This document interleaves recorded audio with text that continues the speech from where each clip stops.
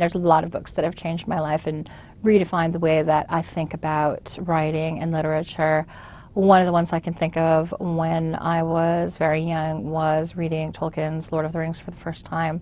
and realizing that you could invent a world that would feel as real as the real world, and that in some ways all fictional worlds are invented worlds. And it really gave me the sense that it was possible to do anything in books. And that was wonderful. And later in my life, when I was a teenager, I read the Borderlands series, which are a group of books that have a bunch of different authors that have worked on them, like Ellen Kushner and Will Shetterly. And they mixed up sort of punk and folklore and fairy tales and myth, and there were elves riding motorcycles, and it was actually amazing to me at the time because I didn't realize that you could mix genres of books like that you could just say, I'm going to write,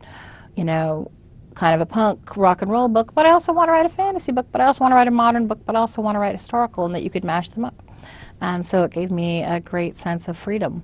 with what I could do with my own work.